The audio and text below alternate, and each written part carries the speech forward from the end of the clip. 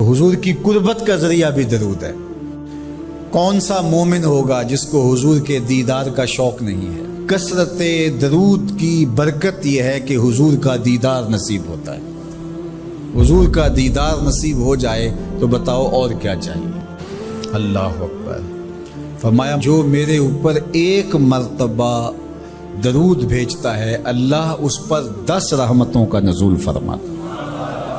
اور ایک حدیث میں آیا جو ایک مرتبہ میرے اوپر درود بھیجتا ہے اللہ اس کے 10 گناہ معاف کرتا ہے، 10 درجے بلند کرتا ہے اور 10 رحمتوں کا نزول فرماتا ہے۔ تو درود پڑھا حضور پہ کام اپنا بن رہا ہے۔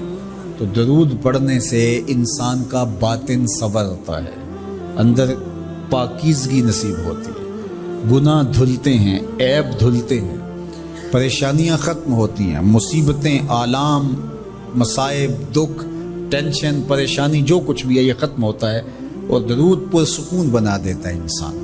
راحت بخش ہے وظیفہ، سرور انگیز ہے یہ وظیفہ، نور بیز ہے یہ وظیفہ، ماحول میں شگفتگی پیدا کر دیتا ہے۔ اگر درود شریف پڑھو گے تو تمہاری بہت ساری پریشانیاں ختم ہو جائیں گی، تمہارے دکھوں کا مداوع ہوگا، تم ریلیکس ہو جاؤ گے درود پڑھنے۔ یہ درود شریف کی برکات ہے۔ ایک مرتبہ درود پڑھنے سے 10 رحمتیں نازل ہوتی ہیں، اور جو بار بار حضور پہ درود پڑھتا ہے تو بتاؤ کہ کتنا بڑا ذخیرہ رحمتوں کا اس کے اطراف میں پھیل گیا۔ تو اس لیے کثرت کے ساتھ درود پڑھنا چاہیے۔ حضور علیہ السلام نے یہ بھی ارشاد فرمایا کہ جو میرے اوپر درود پڑھتا ہے میرے اوپر لازم ہے کہ میں اس کی شفاعت کروں گا۔ شفاعت رسول کے حصول کا ذریعہ درود بنتا ہے، چونکہ ہمارا آسرا ہی حضور کی شفاعت ہے۔ وہ دامن شفاعت کھولیں گے تو ہم گناہ گاروں کا کام بنے گا، اور وہ نصیب کیسے ہوگی حضور علیہ السلام کی شفاعت؟ کثرت درود سے۔ یہ بھی ارشاد فرمایا آقا کریم نے قیامت کے دن میرے سب سے زیادہ قریب وہ ہوگا جو کثرت کے ساتھ میرے اوپر درود پڑھنے والا ہو۔ اللہ کا فرشتوں کی مجلس میں حضور کی ثنا کرنا یہ درود ہے۔ حضور کی مدح فرمانا، محبوب کی شانوں کو بیان فرمانا۔ یہ صحیح بخاری میں صلاۃ کا ترجمہ حضرت ابو العالیہ رضی اللہ تعالی عنہ سے کیا گیا ہے۔ تو پھر درود کا مفہوم بہت وسیع ہے۔ حضور کی مدح و توصیف، حضور کے حسن کا بیان، حضور کے خصائل کا عنوان، آقا کریم کے شمائل کا تذکرہ، حضور علیہ السلام کے فضائل کی باتیں، حضور کی عظمتوں کا عنوان، یہ سب کچھ درود کے زمرے میں آتا ہے۔ اور پھر ساتھ صیغہ بھی درود کا ہو اور اس میں شانیں بھی حضور کی ہوں، جس طرح درود تاج میں ہے، تو اس میں حضور پر درود بھی بھیجا گیا اور ساتھ حضور کی عظمتوں کو بھی بیان کیا گیا۔ تو یہ ایک خوبصورت گلدستہ بن گیا۔ درود شریف کے جو مفاہیم بیان کیے گئے ہیں ان سب مفاہیم کو یہ اپنے جلو میں لیے ہوئے ہے یہ درود۔ تو کثرت کے ساتھ حضور علیہ السلام پر درود پڑھنے کی تلقین فرمائی گئی۔ حضرت ابی بن کعب رضی اللہ تعالیٰ عنہ فرماتے ہیں کہ آقا کریم نے ترغیب دی درود شریف پڑھنے کی، باقی امور اور عبادت، ذکر فکر۔ تو میں نے عرض کی، ارشاد فرمائے کہ میں آپ پر کس مقدار میں درود پڑھوں، کتنا وقت، کتنا درود پڑھوں؟ تو آقا کریم نے فرمایا ماشیتا، جتنا تم چاہو۔ فرماتے ہیں میں نے کہا میں 4تھا حصہ درود پڑھوں گا، باقی 3 حصے دیگر عبادات اور دیگر وظائف اذکار بجا لاؤں گا۔ فرمایا جس طرح تم چاہو، جو تمہاری مرضی، لیکن اگر درود کی مقدار کو بڑھا دو تو تمہارے لیے بہتر ہوگا۔ تو میں نے کہا النصف، میں آدھا وقت درود پڑھا کروں گا اور باقی چیزیں باقی آدھے وقت میں کروں گا۔ فرمایا جس طرح تم چاہو، لیکن اگر درود کی مقدار کو بڑھا دو تو تمہارے لیے بہتر ہوگا۔ میں نے کہا کہ حضور میں 2 حصے درود پڑھوں گا اور 1 حصہ باقی وظائف اوراد بجا لاؤں گا۔ فرمایا جیسے تمہارا دل چاہے، لیکن اگر تم درود کی مقدار کو بڑھا دو تو تمہارے لیے بہتر ہوگا۔ فرماتے ہیں میں نے کہا حضور میں پڑھوں گا ہی درود، سارا وقت میں آپ پہ درود ہی پڑھتا رہوں گا۔ فرمایا پھر تمہارے سارے دکھ، تکلیف، اذیتیں، پریشانیاں، اس کے لیے یہ درود کفایت کرے گا اور تمہارے گناہوں کی مغفرت فرما دی جائے گی۔ تمہاری پریشانیاں، تمہاری اذیتیں، تمہارے دکھ، دور موجود میں لفظ بولا جاتا ہے ٹینشن، تمہاری ساری ٹینشن، تمہارے سارے معاملات حیات کی بے ترتیبیاں، پریشانیاں، دکھ، اذیتیں، سب کچھ ختم ہو جائے گا۔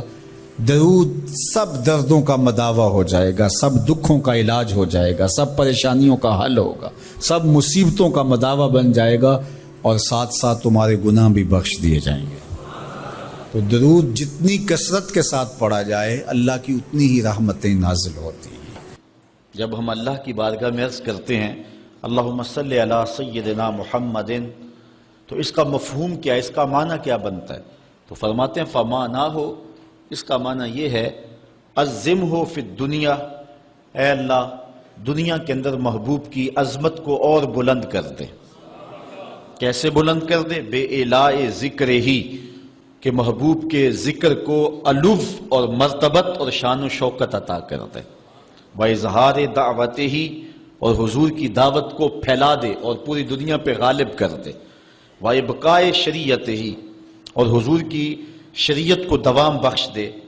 وَفِي الْآخِرَةِ بِتَشْفِيعِهِ فِي أُمَّتِهِ، اور آخرت کے اندر اس کا وہی مفہوم جو علامہ آلوسی بغدادی نے کیا کہ حضور علیہ السلام کو جو حق شفاعت دیا جائے گا، اس کے لیے اللہ سے دعا مانگنا۔ اور حضور نے خود ارشاد فرمایا کہ میرے لیے وسیلے کی دعا مانگو۔ یہ جو ہم اذان کے بعد دعا مانگتے ہیں کہ اے اللہ ہمارے آقا و مولا کو مقام وسیلہ عطا فرما، اور حضور علیہ السلام کے لیے یہ دعا مانگنا ہے۔ اور حضور مقام محمود پہ جلوہ فروز ہوں گے، اور وہاں حضور کو خاص کلمات دیے جائیں گے جو اس سے قبل نہ کسی نے بولے ہیں، نہ اس کے بعد کوئی استعمال کرے گا۔ وہ حضور کو القاء کیے جائیں گے، اور ان خاص لفظوں سے حضور اللہ کی تعریف فرمائیں گے، اللہ کی حمد بولیں گے، اور اس حمد کے صلے میں اللہ تعالیٰ محبوب سے فرمائے گا محبوب مانگتا ہے جو میں تجھے عطا کرتا ہوں۔ تو حضور کیا مانگیں گے؟ خود فرمایا کہ ہر نبی کو اللہ نے دعا کا کوٹا دیا ہے، اس نے وہ دعا دنیا پر ہی مانگ لی، لیکن میں نے اپنی دعا کو آخرت کے لیے بچا کے رکھا ہے، اور وہ کیا ہے کہ میں گناہ گاروں کی شفاعت کے لیے اللہ کے حضور عرض کروں گا۔ یہاں امام اہل محبت امام احمد رضا خان فاضل بریلوی کا انداز دیکھیے، پیش حق مجدہ شفاعت کا سناتے جائیں گے، آپ روتے جائیں گے ہم کو ہنساتے جائیں گے، وسعتیں دی ہیں خدا نے دامن محبوب کو، جرم کھلتے جائیں گے اور وہ چھپاتے جائیں گے۔ جب دامن شفاعت کھولیں گے تو بڑے بڑے گناہ گار اس شفاعت کی پناہ میں آ جائیں گے، بلکہ شفاعت کا جب دامن کھلے گا تو نیکوکار بھی گناہ گاروں کی صفوں میں شامل ہونے کی کوشش کریں گے کہ ہم حضور کی شفاعت کے حقدار بن جائیں۔ وہ کسی نے کسی موقع پہ اپنے ذوق میں اور اپنی لے میں پڑھا کہ وہ اپنا مقدمہ کیسے ہار سکتا ہے جس کے حضور وکیل ہوں، تو لوگوں نے داد دی، میں بھی اس مجمع میں بیٹھا تھا، بہت پرانی بات ہے، تو میں نے اس زمانے میں اس کو ٹوک دیا، روک دیا، میں نے کہا نہ یوں نہ کہو، حضور ہمارے وکیل ہیں، لیکن وکیل نگہبان کے معنی میں، لیکن تم بات مقدمے کی کر رہے ہو، مقدمے والے وکیل ایڈوکیٹ کے معنی میں نہیں ہے، چونکہ جو وکیل ہوتا ہے وہ جج کو کہتا ہے صاحب میرے موکل نے یہ جرم نہیں کیا لہٰذا چھوڑ دیں، اگر جرم ثابت ہو جائے تو پھر سزا پکی ہوتی ہے، تو جو وکیل ہوتا ہے وہ یہ ثابت کرتا ہے کہ میرے موکل نے جرم نہیں کیا لہٰذا چھوڑا جائے۔ حضور ہمارے وکیل نہیں ہیں، ہمارے شفیع ہیں۔ وکیل کہتا ہے جرم نہیں کیا چھوڑ دے، اور شفیع کہتا ہے سب کچھ کیا ہے میرا آنا دیکھ لے۔ حضور وکالت نہیں فرمائیں گے، حضور شفاعت فرمائیں گے، اور حضور کی شفاعت سے بڑے بڑے گناہ گاروں کو نجات ملے گی۔ شفاعتی لأہل الکبائر من امتی، حضور فرماتے ہیں کہ میں امت کے بڑے بڑے گناہ گاروں کی سفارش کروں گا۔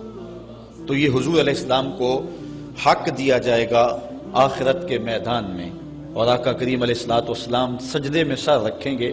بخاری شریف میں حدیث شفاعت اٹھائیں، ایک بار نہیں 4 بار سر رکھیں گے، اور ہر بار رب کہے گا کہ مالک سر انور تو اٹھاؤ، جو کہو وہ مان لیں گے، جس کی سفارش کرو گے وہ قبول کر لیں گے، اور پھر حضور سفارش کرتے چلے جائیں گے اور امت کو بخشواتے چلے جائیں گے۔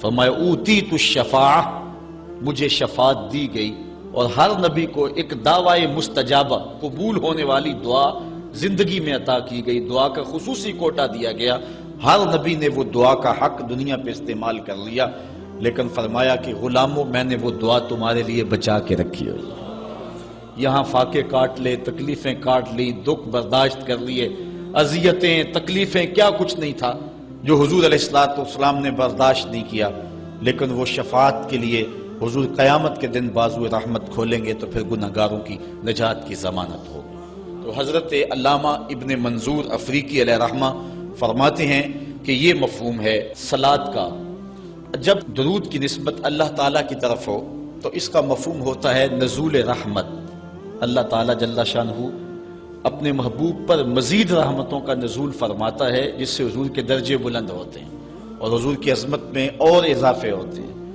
اور جب فرشتوں کی طرف نسبت کی جائے تو فرشتوں کی طرف نسبت بھی دعا کے معنی میں ہے، اور جب ہم اللہ کی بارگاہ میں یہ دعا مانگتے ہیں کہ اے اللہ اس پیارے محبوب علیہ السلام پر رحمت نازل فرما، تو یہ اللہ کی بارگاہ میں گزارش ہوتی ہے۔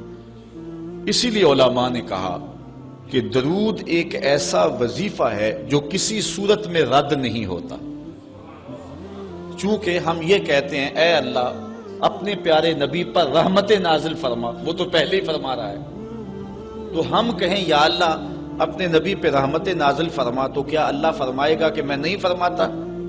اس لیے یہ ہو ہی نہیں سکتا۔ علماء کہتے ہیں کہ جو درود ہے وہ بہر صورت قبول ہوتا ہے، اس لیے حضرت عمر رضی اللہ تعالیٰ عنہ فرماتے ہیں کہ دعا کو درود کے ساتھ جوڑ لو، درود تو قبول ہونا ہی ہونا ہے، تمہاری دعا بھی قبول ہو جائے گی، چونکہ اللہ تعالیٰ جل شانہ کی یہ شان نہیں ہے کہ بعض کو قبول کر لے اور بعض کو ترک کر دے۔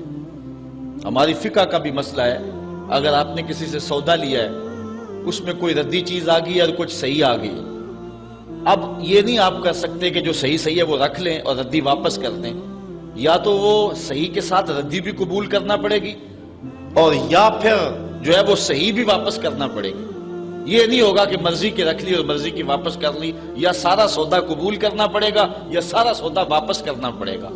تو اللہ تعالیٰ جل شانہ کے حضور جب درود کے ساتھ دعا مانگی جائے تو پھر اللہ تعالیٰ جل شانہ اس دعا کو چھانٹ کے الگ نہیں کرتا کہ میں نے یہ نہیں قبول کرنی، درود کے ساتھ جو مانگی ہوئی دعا ہے اللہ وہ بھی مستجاب فرما لیتا ہے، وہ بھی قبول فرما لیتا ہے۔ درود پاک وہ بابرکت عمل ہے کہ جو اہل ایمان کو تعلیم دیا گیا۔ علماء نے لکھا کہ زندگی میں ایک مرتبہ درود شریف پڑھنا فرض ہے، اور جب حضور علیہ السلام کا نام لیا جائے اس وقت درود پڑھنا واجب ہے۔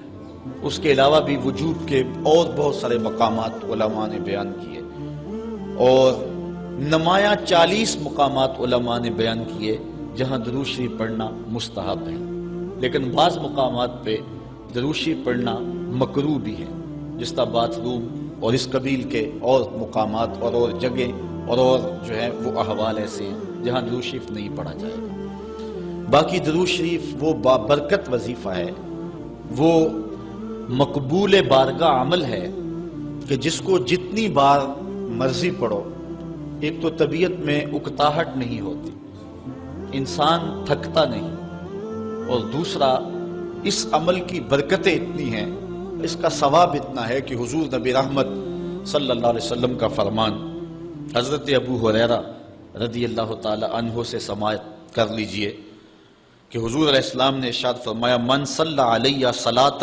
واحدۃ صلی اللہ علیہ عشرا، جو میرے اوپر ایک مرتبہ درود پڑھتا ہے اللہ تعالیٰ اس پہ 10 رحمتوں کا نزول فرماتا ہے۔ یہ اس بابرکت وظیفے کا نتیجہ ہے جو بندہ مومن کو نصیب کر دیا جاتا ہے۔ دوسری روایت حضرت انس بن مالک رضی اللہ تعالی عنہ سے مروی ہے ان النبی صلی اللہ علیہ وسلم قال من ذکرت عنده فلیصلی علی ومن صلی علی مرۃ صلی اللہ علیہ بها عشرا۔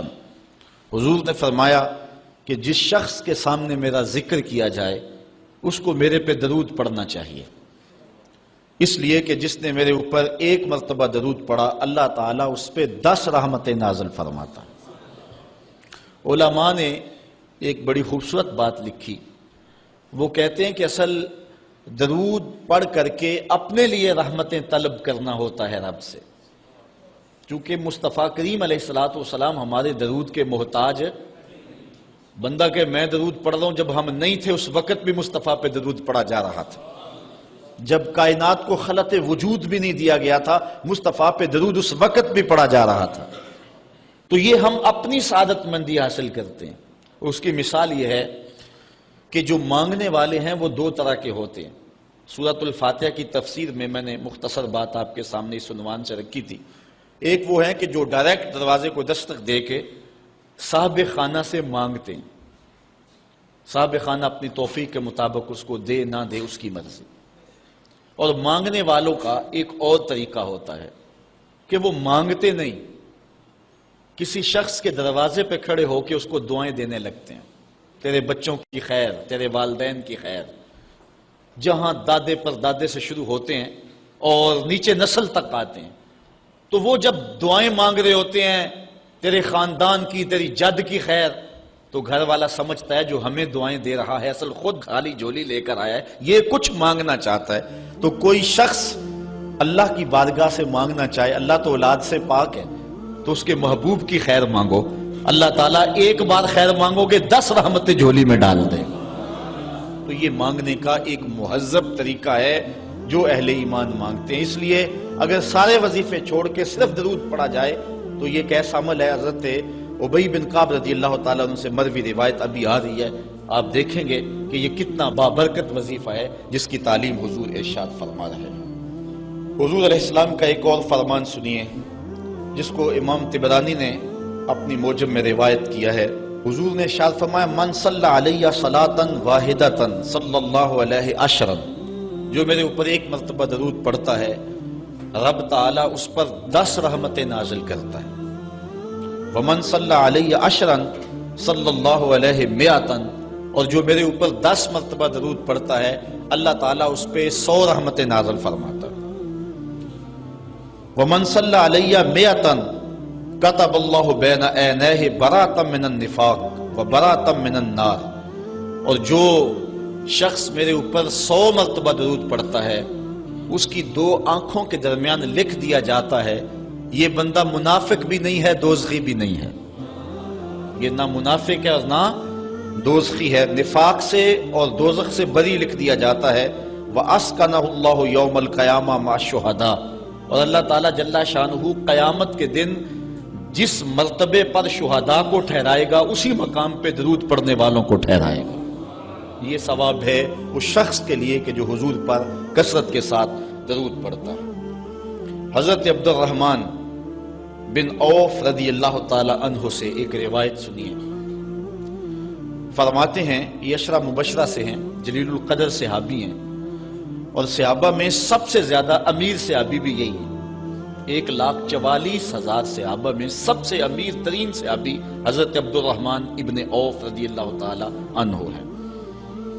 آپ فرماتے ہیں کہ خرج رسول اللہ صلی اللہ علیہ وسلم فاتبعته حتى دخل نخلا فسجد فاطال السجود حتى خفت او خشیت ان يكون الله قد توفاه او قبضه۔ کہتے ہیں ایک دن حضور گھر سے باہر تشریف فرما ہوئے، مسجد نبوی سے نکلے تو میں بھی حضور کے پیچھے پیچھے چل پڑا۔ حضور علیہ الصلوۃ والسلام کے تتبع میں، حضور کی اتباع میں میں بھی حضور کے پیچھے چل پڑا۔ حتی داخل نخلا، یہاں تک کہ کھجوروں کے ایک باغ میں حضور تشریف فرما ہو گئے، میں بھی اس باغ میں حضور کے پیچھے چلا۔ میں نے کیا دیکھا؟ فسجدہ، حضور نے سجدہ فرمایا، فاطال السجود، اور سجدہ اتنا لمبا تھا، حتی خفت او خشیت ان یکون اللہ قد توفی او قبضہ، مجھے ڈر لگا کہ حضور علیہ السلام کا وصال ہو گیا، کہ حضور نے سر انور رکھا سجدے میں پھر اٹھا ہی نہیں رہے تھے، تو میں ڈرا اس بات سے کہ کہیں حضور کا وصال نہ ہو گیا ہو، حضور علیہ السلام اس دار فانی سے کوچ نہ کر گئے ہوں۔ تو کہتے ہیں کہ کالا فجیت انظر فرفع راسہ، میں دیکھ ہی رہا تھا کہ اچانک حضور نے سر انور اٹھا لیا۔ فقال مالک یا عبد الرحمن، تو میرا رنگ اڑا ہوا تھا، میری طبیعت کے اوپر ایک عجیب کیفیت تھی. حضور نے سر اٹھایا اور مجھے اس حالت میں دیکھا، کہا کہ اے عبد الرحمن تجھے کیا ہو گیا؟ میں نے کہا فذکرت ذالک لہ، جو مجھے ہوا تھا میں نے وہ بتا دیا. میں تو ڈر گیا تھا، چونکہ صحابہ کی زندگی ہی تو حضور کے نام سے تھی، اور آقا کریم کی زندگی کے ساتھ اور حضور کی حیات کے ساتھ ہی تو وہ جیتے تھے بلکہ اڑتے تھے. اور صحابہ رضوان اللہ علیہ مجمعین کے لیے سب سے مشکل وقت حضور علیہ السلام کی وفات کا وقت تھا. ان سے برداشت نہیں ہوتا تھا. آپ نے پڑھا ہوگا سیر میں، علماء سے سنا ہوگا، حضرت عمر نے تلوار نکال لی تھی حضور کے وصال پر. کوئی کہے تو صحیح حضور کا وصال ہو گیا، میں گردن کاٹ دوں گا. روتے تھے، عجیب کیفیت تھی. حضرت ابوبکر صدیق نے ہاتھ آگے کیا، لیکن حضرت عمر جو ہیں وہ ان کی بات بھی سننے کے لیے تیار نہیں تھے. حضرت بلال چیخیں مارتے تھے، عجیب حالت تھی. حضرت سیدہ فاطمہ کہتی تھی سبت علی مصائب لو انہا سبت علی الایام سرنا لیالیا، لوگوں میرے اوپر جو مصیبتیں ٹوٹ پڑی ہیں، اگر وہ چٹے دنوں پہ پڑتی تو وہ بھی کالی راتیں بن جاتے. اتنی مصیبتیں آ گئی. حضور علیہ السلام کے وصال پر یہ صحابہ کی کیفیت. حضرت زید بن عبداللہ اپنے باغ کو پانی دے رہے تھے. حضرت امام زرقانی نے لکھا ہے ان کے بیٹے نے جا کے کہا کہ ابا جی کوئی بات سنی ہے؟ انہوں نے کہا بتاؤ بیٹے کیا ہوا ہے؟ کہا حضور کا وصال ہو گیا. تو حضرت زید نے یوں ہاتھ اٹھائے اور سنو انہوں نے کیا کہا، اللہم اذہب بصری حتی لا ارا بعد حبیبی محمد احدا، اے اللہ مجھے اندھا کر دے، مجھے نابینا کر دے. آنکھوں کے چراغ روشن اس لیے تھے کہ تیرے رسول کو دیکھتا تھا. اب حضور اگر اس دنیا سے چلے گئے تو میں نے آنکھوں کی چراغ کیا کرنے؟ تو اللہ تعالیٰ نے ان کی دعا قبول فرما لی اور وہ فوراً نابینا ہو گئے. کسی نے بعد میں ان کے پاس جا کر افسوس کیا کہ تمہاری آنکھوں کی بینائی جاتی رہی ہے، بڑا افسوس ہوا ہے. وہ فرمانے لگے تمہیں ہوا ہوگا، مجھے تو کوئی نہیں ہوا، میں تو حضور کے بغیر کسی کو دیکھنا ہی نہیں چاہتا. اور اعلیٰ حضرت فرماتے ہیں کون نظروں پہ چڑھے دیکھ کے تلوا تیرا، جس نے آپ کو دیکھا پھر وہ کسی کو جو ہے وہ اور کیوں دیکھے. تو یہ صحابہ کی کیفیت تھی. بلکہ غدابہ نامی اونٹنی جس پہ حضور سواری کیا کرتے تھے، کتب میں آتا ہے، صحیح روایات ہیں، وہ حضرت فاطمہ الزہرا کی دہلیز پر سر رکھ کے رویا کرتی تھی. اور وہ یافور نامی دراز گوش جس پہ حضور سواری کیا کرتے تھے، جس کو ہم اپنی زبان میں گدھا کہہ لیتے ہیں لیکن نسبت رسول سے ہوگی تو پھر اس کو دراز گوش کہیں گے، تو وہ قبیلہ بنو سلیم کے کنویں میں چھلانگ لگا کے مر گیا کہ جب حضور چلے گئے ہیں تو ہم نے جی کے کیا لینا. یہ کیفیت جانوروں کی تھی. اللہ اکبر. تو حضور کی جدائی کا صدمہ کون برداشت کرے؟ آپ نے سنا نہیں کہ اس طرح حنانہ حضور کے فراق میں کیسے تڑپ تڑپ کے روتا تھا؟ صحاح میں روایت ہے، لگتا تھا جس طرح پھٹ جائے گا. اور آقا کریم ممبر سے نیچے اترے اور آقا نے اس کو دونوں ہاتھوں میں لیا، پھر تسلی دی، اور ایسے لگا جس طرح کہ بچھڑا ہوا بچہ ماں کی گود میں آ جائے تو اس کی گگی بن جاتی ہے. یہ کیفیت ہوئی. پھر حضور منبر پہ جلوہ فراز ہوئے اور صحابہ سے مخاطب ہو کے کہا لو لم افعل ھکذا لھن الی یوم القیامہ، اگر میں اپنے عاشق زار کو منبر سے اتر کے یوں تسلی نہ دیتا تو یہ لکڑی کا ستون قیامت تک روتا ہی رہتا. اللہ اکبر. یہ ہے حضور کے پیار کی کیفیت. ان کے لیے مشکل مرحلہ تھا. تو حضرت عبد الرحمن ابن عوف رضی اللہ تعالیٰ عنہ کہتے ہیں میں نے جو میرے پہ بیتی تھی نا، جو میری حالت ہوئی تھی، میں نے صاف صاف عرض کی حضور میں تو بہت پریشان ہوا تھا. تو حضور نے فرمایا فقالا ان جبرائیل علیہ السلام قال لی، سنو کہ جبریل امین میرے پاس آئے اور انہوں نے مجھے آ کے کہا الا ابشروک ان اللہ عز وجل یقول، کہ حضور میں آپ کو بشارت نہ دوں کہ رب کیا کہتا ہے؟ وہ یہ کہتا ہے من صلی علیک صلیت علیہ ومن سلم علیک سلمت علیہ. ذرا دیکھیے لفظ.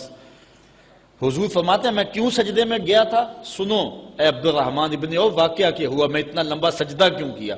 کہا میرے پاس جبریل آئے اور جبریل نے مجھے رب کا سندیسہ دیا، پیغام دیا کہ محبوب آپ کا رب کہتا ہے کہ آپ کا جو امتی آپ پہ درود پڑے گا میں رب ہو کے اس پہ درود پڑھوں گا، اور جو آپ کا امتی آپ کو سلام کہے گا میں رب ہو کے اس کو سلام کروں گا.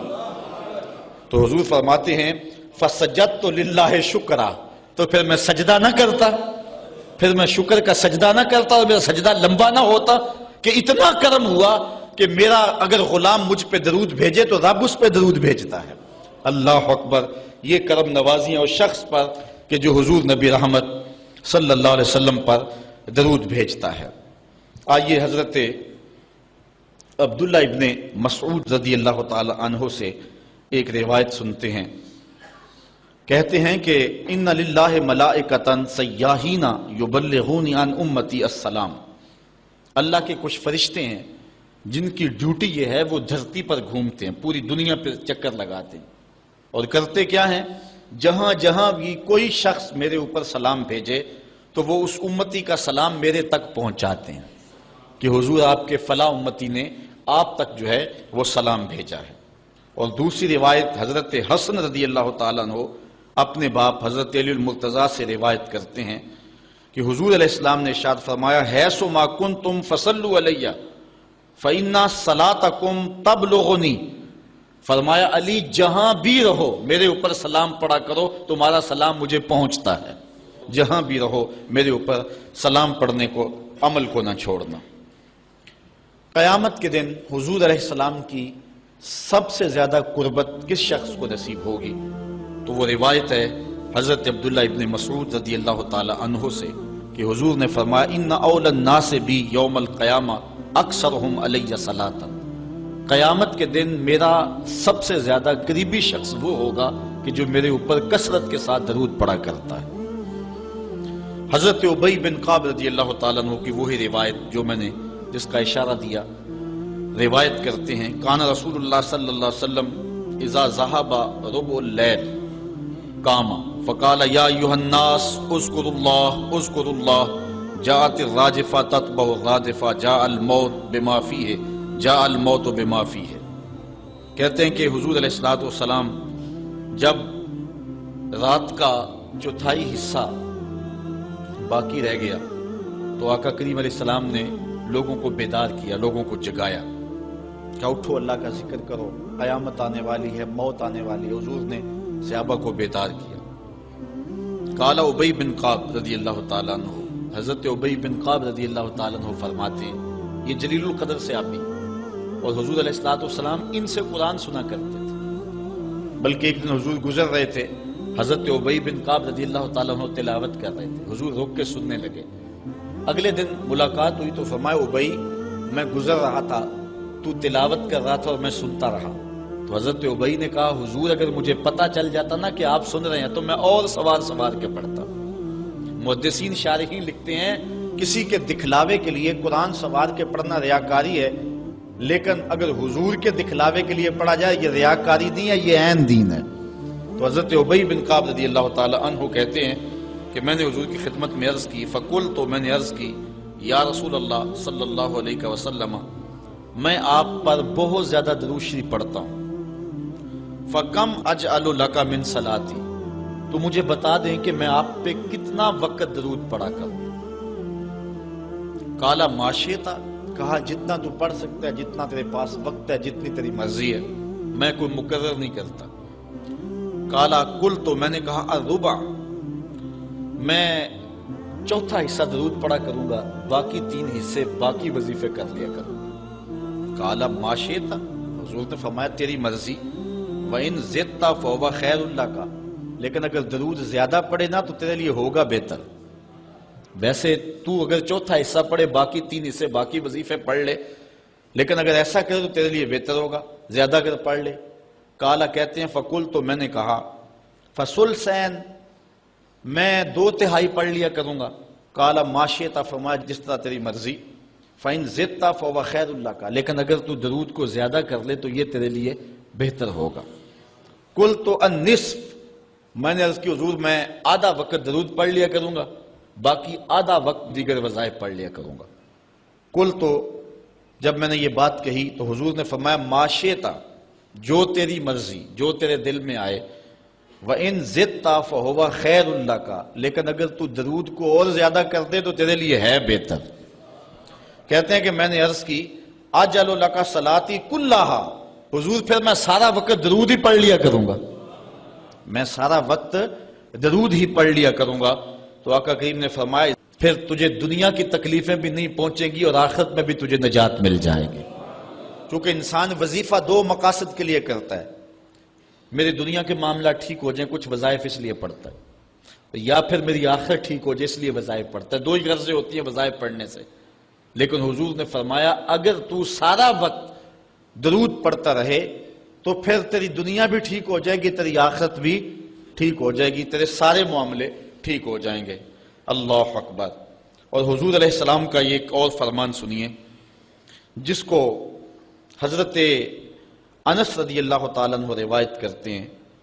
حضور علیہ السلام نے ارشاد فرمایا من صلی علی فی یوم الف مرہ لم یمت حتی یرا مقعدہ من الجنہ، جو ایک دن میں 1000 مرتبہ میرے اوپر درود پڑے وہ اتنی دیر تک مرے گا نہیں جب تک جنت میں اپنا ٹھکانہ نہیں دیکھ لیتا۔ یہ اللہ تعالیٰ اس کو خاص نور نصیب فرمائے گا۔ اور آئیے سنیے حضور علیہ السلام کیا ارشاد فرما رہے ہیں۔ حضرت ابو درداء رضی اللہ تعالی عنہ سے روایت ہے، امام ابن ماجہ نے اپنی سند سے اس کو روایت کیا ہے۔ قال قال رسول اللہ صلی اللہ علیہ وسلم اکثروا علی من الصلاة کل یوم الجمعہ فإنہ مشہود تشہدہ الملائکہ۔ حضور نے فرمایا کہ ہر جمعے کے دن میرے اوپر کثرت کے ساتھ درود پڑھا کرو، چونکہ یہ یوم مشہود ہے، اس دن فرشتے حاضر ہوتے ہیں، تو جمعے کے دن کثرت کے ساتھ باقی دنوں کی نسبت میرے اوپر درود پڑھا کرو۔ تو وَإِنَّ أَحَدًا لَن يُصَلِّيَ عَلَيَّ إِلَّا أُرِدَتْ عَلَيَّ صَلَاتُهُ حَتَّى يَفْرُغَ مِنْهَا، اس لیے کہ تم میں سے جو کوئی میرے اوپر درود پڑھتا ہے جب تک فارغ نہیں ہو جاتا اس کا درود جو ہے وہ میرے اوپر پہنچا دیا جاتا ہے۔ قالا، تو حضرت ابو درداء کہتے ہیں قل، تو میں نے کہا وبعد الموت، حضور جب آپ اس دنیا سے چلے جائیں تو کیا اس کے بعد بھی یہ وظیفہ اور یہ عمل جاری رکھیں؟ حضرت ابو درداء رضی اللہ تعالی عنہ نے جو ہے یہ وضاحت حضور سے پوچھی، اور یہ بھی بڑے جلیل القدر صحابی ہیں، بلکہ صحابہ میں سے انتہائی متقی اور پرہیزگار صحابی ہیں۔ بلکہ حضرت ابو درداء کے بارے میں آتا ہے کہ فجر کی نماز پڑھ کے جلدی چلے جاتے تھے۔ ایک دن حضور نے روک کر کے کہا ابو درداء کاہے کی جلدی ہوتی ہے کہ رکتے بھی نہیں، بہت جلدی چلے جاتے ہو؟ عرض کی حضور میرے ہمسایوں کے گھر میں کھجور کا ایک لمبا درخت ہے، اور آج کل مدینے میں کھجوروں کے پکنے کا موسم ہے، اور سحری کے وقت ٹھنڈی ہوائیں مدینے کو سلامی دینے آتی ہیں، اور میں اس لیے جلدی جلدی چلا جاتا ہوں کہ وہ جو کھجوریں جھڑ کے میرے ویڑے میں گر جاتی ہیں بچوں کے اٹھنے سے قبل ہمسائے کے گھر میں پھینک دوں، کہیں میرا بچہ کوئی نہ کھا لے۔ اور ہماری سڑک سے گنے کی ٹرالی گزر کے تو دیکھیں، یہ دیکھیے حضور علیہ السلام کے صحابی کا عمل اور ان کی زندگی کے معمولات۔ یہ ہے حضرت ابو درداء رضی اللہ تعالیٰ عنہ، کہتے ہیں میں نے حضور سے کہا حضور جب آپ اس دنیا سے چلے جائیں گے تو کیا پھر بھی درود آپ کو بھیجیں اور پھر بھی آپ پر پہنچتا رہے گا؟ تو سنو حضور نے کیا کہا۔ حضور نے فرمایا ان اللہ حرم علی الارض ان تاکل اجساد الانبیاء علیہم الصلاۃ والسلام، اللہ تعالیٰ نے مٹی پر حرام کر دیا ہے کہ وہ نبیوں کے جسموں کو کھائے۔ نبی قبروں میں زندہ ہوتے ہیں اور ان کو رزق بھی دیا جاتا ہے۔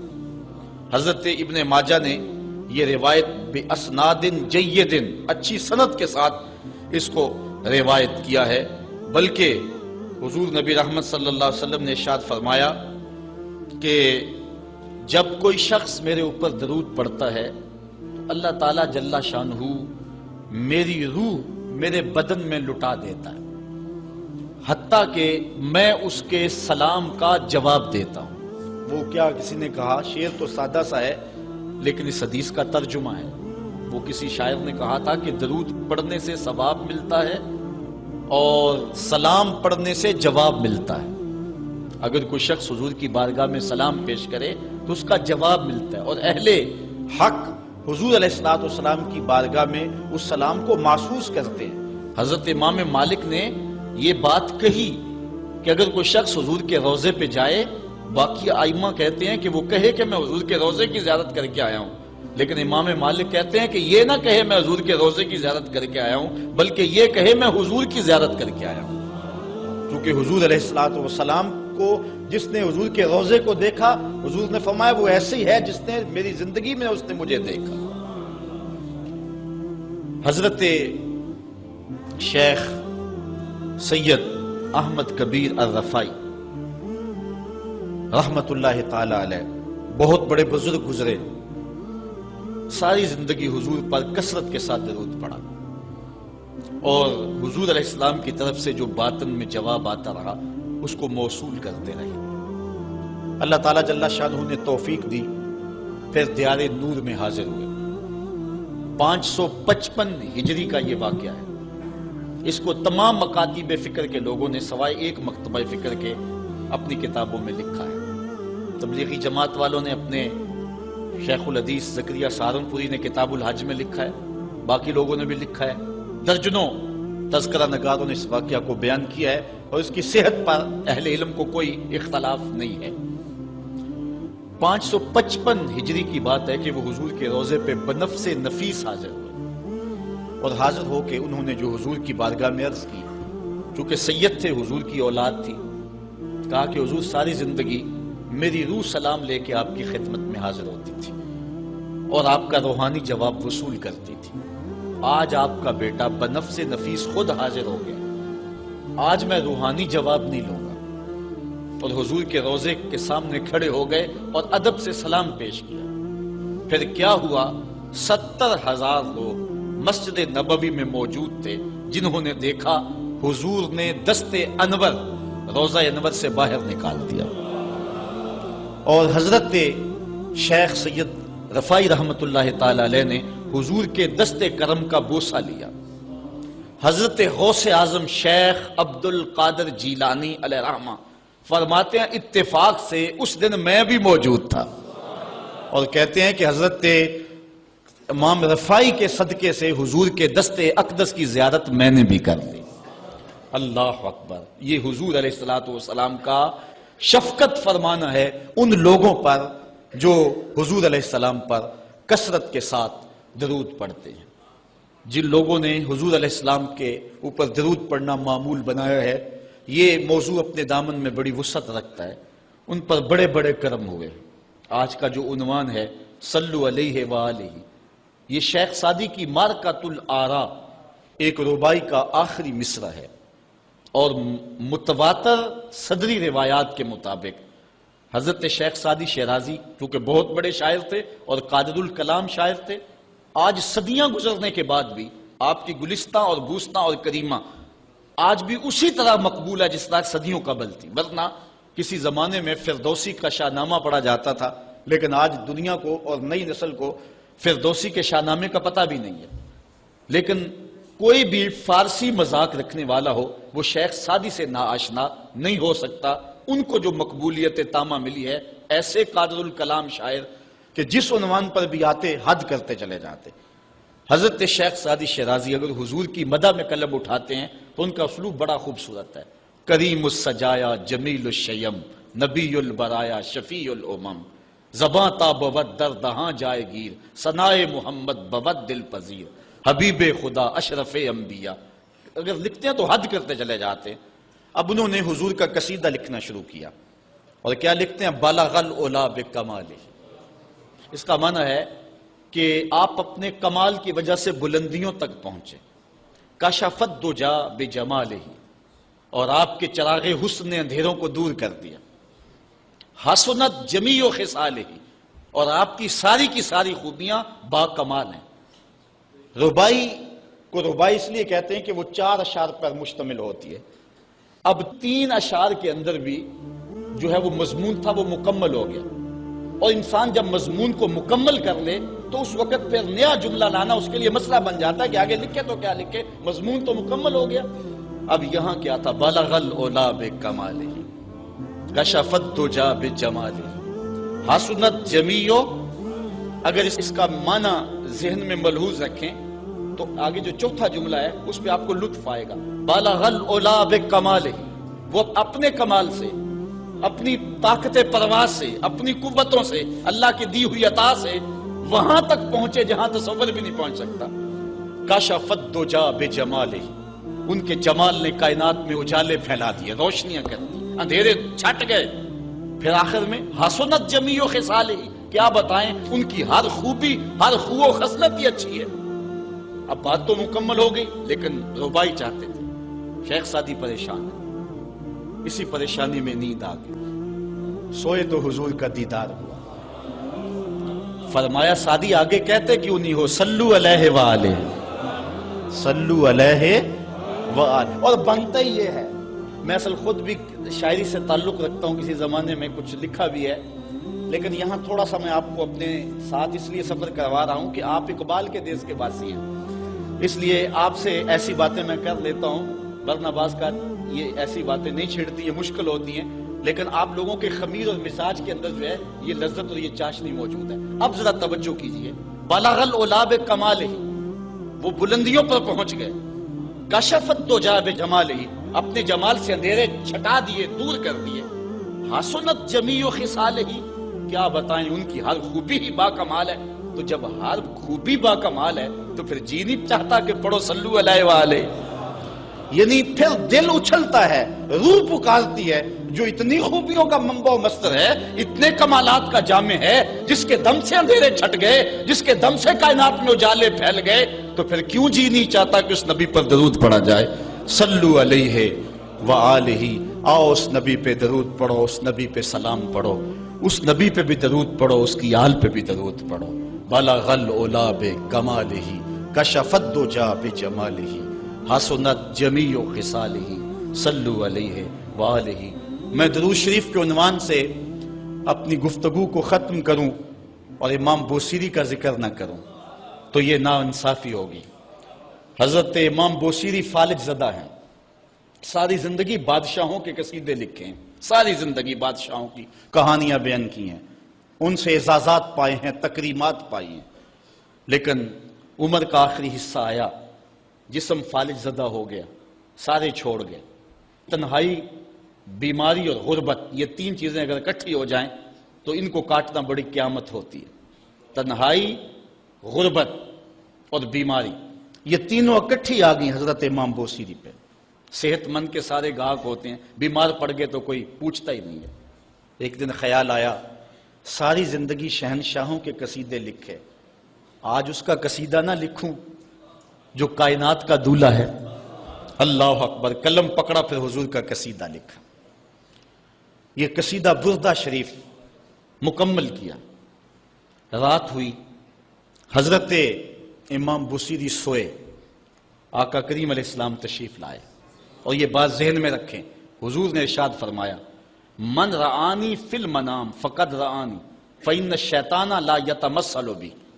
یہ ابن ماجہ میں 6 طرق سے روایت مروی ہے، ویسے بخاری دیگر کتابوں میں بھی ہے، لیکن ابن ماجہ حجم کے اعتبار سے چھوٹی کتاب ہے، اس میں بھی 6 مرتبہ یہ روایت ہے، باقیوں میں تو بہت مرتبہ یہ روایت آئی ہے۔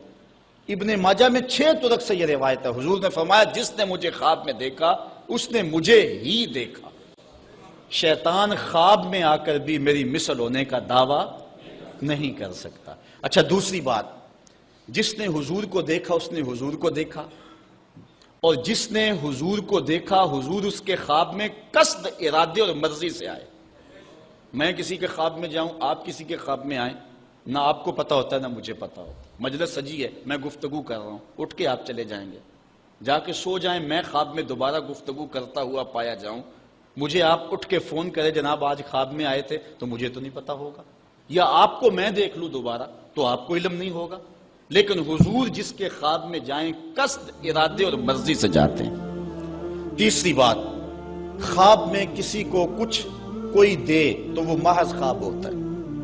لاٹری نکل آئی، کروڑ پتی بن گیا، صبح اٹھیں گے تو کروڑ پتی ہوں گے یا کنگال ہوں گے؟ وہ کیا کسی نے کہا تھا 100 بار میرے ہاتھوں میں تیرا دامن آیا، جب آنکھ کھلی تو اپنا ہی گریباں تھا۔ کچھ نہیں ہوتا، خواب خواب ہوتا ہے، لیکن حضور کو اگر کوئی خواب میں دیکھے اور حضور کچھ عنایت کریں تو وہ محض خواب نہیں ہوتا۔ حضرت شاہ ولی اللہ محدث دہلوی فرماتے ہیں، میرے والد شاہ عبد الرحیم نے خواب میں انہوں نے حضور کو دیکھا تو آقا کریم علیہ السلام نے اپنے 2 منہ مبارک ان کو عطا کیے۔ کہتے ہیں جب اٹھے تو دیکھا کہ منہ مبارک نہیں تھے، تو پھر ان کی کیفیت وہی ہو گئی اور پھر حضور خواب میں ملے، فرمایا کہ ہم نے تیرے سرہانے کے نیچے رکھ دیے۔ تو کہتے ہیں کہ وہ 2 بال حضرت شاہ ولی اللہ محدث دہلوی فرماتے ہیں ان کی علامت یہ تھی کہ وہ صندوق میں ہم رکھتے تھے، جب اس کو دھوپ میں لے کے نکلتے بدلی سایہ کیا کرتی تھی۔ اور فرماتے ہیں کہ جب وراثت تقسیم ہوئی تو ایک بال میرے حصے میں آیا، حضور کا منہ انور، حضور کا منہ مبارک۔ تو جس نے حضور کو خواب میں دیکھا، حضور کو ہی دیکھا، حضور قصد سے آئے، جو دیا حقیقت میں دیا۔ اور چوتھی بات، وہ بخاری کی روایت ہے، حضور فرمایا من رآنی فی المنام فسیرانی فی الیقظہ، جس نے مجھے خواب میں دیکھا ان قریب جاگتے بھی دیکھ لے گا۔ شارحین لکھتے ہیں ساری زندگی نہ دیکھ سکا، جب روح نکل رہی ہوگی رخ محبوب سامنے ہوگا، اور اگر اس وقت حضور کا دیدار ہو جائے تو اور چاہیے بھی کیا، سوکھا نکلے سا ظہوری جے ویخ لواں مکھ تیرا، اگر اس وقت حضور کا دیدار ہو جائے تو اور کیا چاہیے۔ تو حضرت امام بوصیری کہتے ہیں کہ میں سویا مقدر جاگا، حضور تشریف لائے۔ فرمایا بوصیری جو قصیدہ لکھا ہے وہ سناؤ تو صحیح۔ تو انہوں نے وہ مشہور قصیدہ مولا یصلی وسلم دائما ابدا، وہ قصیدہ حضور کی خدمت میں پیش کیا۔ تو آقا کریم علیہ السلام نے اپنا دست شفا ان کے بدن پہ پھیرا، اور حضور نے اپنی چادر اتار کر کے حضرت امام بوصیری کو دے دی۔ بردہ عربی میں کہتے ہیں جو ہے وہ چادر کو، اسی لیے اس قصیدے کو قصیدہ بردہ کہتے ہیں، وہ قصیدہ جس کی جزا میں چادر عنایت ہوئی تھی۔ حضرت امام بوصیری جب اٹھے تو بالکل ٹھیک تھے، چادر اوڑی اور مسجد میں نماز پڑھنے کے لیے جا رہے ہیں۔ راستے میں ایک درویش کھڑا تھا، کہا بوصیری رات والا قصیدہ تو سناؤ جو تم نے لکھا ہے۔ حضرت بوصیری کہتے ہیں میں نے لکھا تھا اور کسی کو پتہ نہیں تھا۔ میں نے کہا کون سا قصیدہ؟ کہنے لگے بھولے نہ بنو جو حضور کو سنایا تھا۔ کہنے لگے کہ میں نے کہا کہ تجھے کیسے پتہ ہے؟ کہا بتاؤں یہ چادر کون سی ہے؟ اللہ اکبر۔ تو امام بوصیری رحمت اللہ تعالی علیہ نے حضور علیہ السلام پر یہ درود لکھا مولا یصلی وسلم دائما ابدا، اور یہ جزا پائی۔ حضرت سید محمد بن سلیمان رحمت اللہ تعالی علیہ ایک بزرگ گزرے ہیں، یہ 708 ہجری میں پیدا ہوئے تھے۔ کہتے ہیں کہ میں ایک دن کسی بستی سے گزر رہا تھا اور وہاں ایک کنواں تھا، اس کا پانی تھوڑا سا نیچے تھا، اور میرے پاس کوئی چیز نہیں تھی جس سے میں ڈول ڈال کر کے وہ پانی نکال سکوں۔ میں متحیر کھڑا تھا، ساتھ ہی ایک شکستہ سا کچا سا مکان تھا، اس مکان کے اوپر ایک چھوٹی عمر کی لڑکی کھڑی تھی۔ مجھے کہنے لگی کہ آپ پریشان ہیں؟ میں نے کہا ہاں بیٹے، مجھے پریشانی یہ ہے کہ میں نے وضو کرنا اور نماز پڑھنی ہے اور وقت جا رہا ہے اور یہ پانی بہت نیچے ہے، اگر تم کچھ میری مدد کر سکتی ہو تو ضرور کرو۔ وہ چھت سے نیچے آئی اور اس نے آ کے اپنا لعاب اس کنویں میں پھینکا۔ حضرت شیخ سید محمد بن سلیمان فرماتے ہیں کہ میں نے دیکھا کہ یکا یک کنویں کا پانی اچھل کے کناروں تک آ گیا اور بہنے لگا۔ میں نے جلدی سے وضو کیا اور پھر میں نے اس لڑکی کو کہا میں تجھے اللہ کا واسطہ دیتا ہوں، تو مجھے بتا کہ تیرے پاس ہے کیا کہ تیرے لب کے ڈالنے سے یہ پانی اچھل کے اوپر آ گیا۔ تو اس لڑکی نے مجھے کہا کہ یہ جو مرتبہ مجھے ملا ہے بکثرت الصلاۃ علی من کان اذا مشى فی البر تعلقت الوحوش باذیالہ، یہ مرتبہ میں اس پر درود پڑھ کے حاصل کیا ہے جب وہ جنگل سے گزرتے تھے تو جو جانور تھے قدموں سے لپٹ جاتے تھے، میں ان پر درود پڑھنے کی برکت سے جو ہے وہ یہ مرتبہ حاصل کیا ہے۔ تو حضرت سید محمد بن سلیمان کہتے ہیں کہ پھر میں نے ارادہ کر لیا کہ میں ساری زندگی حضور علیہ السلام پر درود پڑھتے ہوئے اور درود لکھتے ہوئے گزاروں گا۔ پھر انہوں نے مشہور زمانہ کتاب جس کو اہل علم اور اہل تصوف دلائل الخیرات کے نام سے جانتے ہیں، جس کی متعدد شروحات بھی لکھی گئی، وہ کتاب انہوں نے تصنیف کی۔ اور اس کتاب کی خصوصیت یہ ہے کہ جو شخص اس کتاب کو باقاعدگی کے ساتھ پڑھے اس کو حضور کا دیدار نصیب ہوتا ہے۔ اور اس کتاب کو پڑھنے والے، میں نے ایک روایت میں پڑھا ہے کہ جو شخص حضور علیہ السلام پر کثرت سے درود پڑھے، اللہ تعالیٰ اس درود کی برکت سے اسے تو نوازتا ہے، اس کی اولاد کو اور اس کی اولاد کی اولاد کو، یعنی اس کی نسلوں کو بھی سنوار دیتا ہے۔ تو حضرت سید محمد بن سلیمان نے یہ کتاب لکھ کر کے درود کی زمانے پر احسان کیا، اور آج تک بالخصوص علماء روم کا عمل اس کے اوپر جو ہے وہ کثرت کے ساتھ ہے۔ لیکن یہاں بھی جو ہے وہ ہمارے بر صغیر پاک و ہند میں بھی دلائل الخیرات پر لوگوں کے بہت زیادہ عمل ہے۔ میرے والد گرامی اللہ ان کی قبر پہ کروڑوں رحمت نازل فرمائے، انہوں نے 37 سال تک بلا ناغہ دلائل الخیرات کا وظیفہ کیا ہے، اور یہ جو کچھ بھی ہے وہ کیا کسی نے کہا تھا میں جو کچھ بھی ہوں ان کی توجہ کا روپ ہوں، میری زندگی تیرے پیار کا انعام ہی تو ہے۔ تو یہ سارا فیضان یہ درود شریف کا فیضان ہے جو دروس قرآن کی صورت میں آپ دیکھ رہے ہیں۔ حضرت سید محمد بن سلیمان رحمت اللہ تعالی علیہ کا پھر انتقال ہو گیا اور سوس نامی ایک بستی کے اندر ان کو دفن کر دیا گیا۔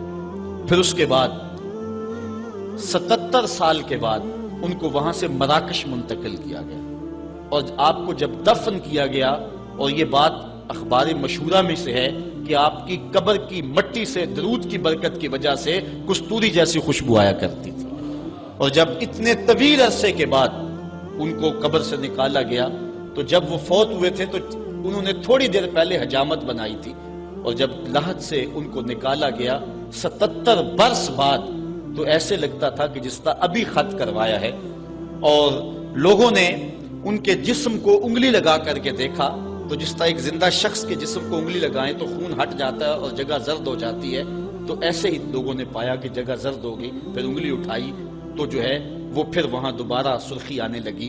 تو اس شخص نے بتایا کہ یہ دیکھو کیا ہے، تو پھر جو بھی زیارت کرنے آتا وہ انگلی لگا کے دیکھتا اور اس طرح دباتا آپ کی جلد کو، اور وہ زرد ہو جاتی اور پھر دوبارہ خون آتا، تو پھر ان کی زیارت بند کر دی گئی، اور وہاں سوس سے اٹھا کر کے ان کو مراکش کے اندر دفن کیا گیا۔ جو شخص حضور علیہ السلام پہ درود پڑھے تو اس کو حیات جاوداں مل جاتی ہے، اور صاحب درود نبی کا کمال اور مرتبہ کیا ہوگا۔ تو فرمایا ان اللہ وملائکتہ یصلون علی النبی یا ایھا الذین آمنوا صلوا علیہ وسلموا تسلیما۔ آؤ ہم حضور کی بارگاہ میں پورے ادب سے ہدیہ درود پیش کریں۔ الصلاۃ والسلام علیکہ یا رسول اللہ وعلی آلکہ بلے چھالوں کی ہنس کے یار منا لیں دے،